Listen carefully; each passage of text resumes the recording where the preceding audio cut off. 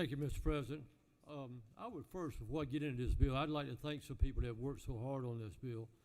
And that's Vice President of Legislative Affairs, Don Cook, Board Search, who is the Executive Director of Georgia Society of CPAs, and Ms. Catherine Fletcher, who is the current Chairman of the Board of Georgia Society of CPA.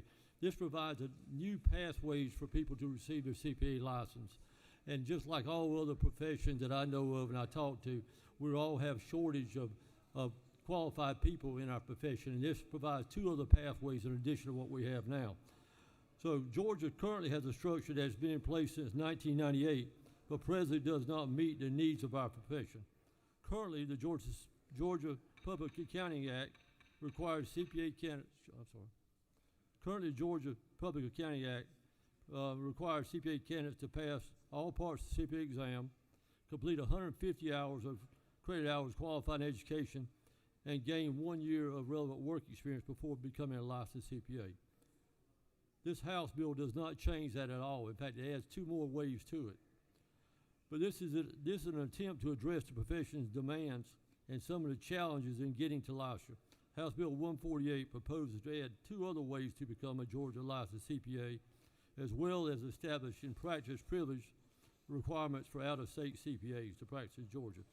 So let's talk about the pathways, all three of them, the existing and two new ones. So under this bill, beginning January 1, 2026, the Georgia State Board of Accountancy will be able to license a person as a CPA. First one is what we already have, completes 150 credit hours of qualifying education, has at least 1 year of relevant work experience, and passes the CPA exam. Number two, and that's what I fell under, I was licensed under, I had a bachelor's degree with emphasis in accounting, as established by the Georgia State Board of Accountancy, and I had at least 2 years of experience, and I had to pass the CPA exam.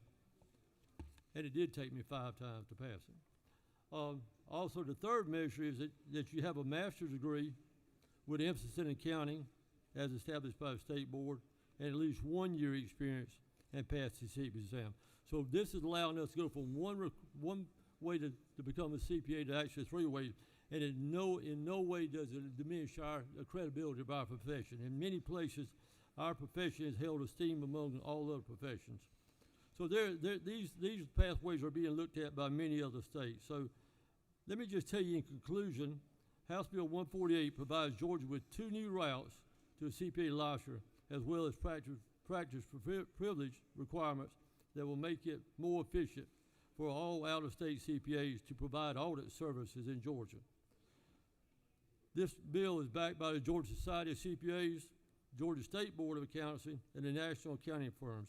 This bill passed the House 172-0 and passed the Senate committee 8-0.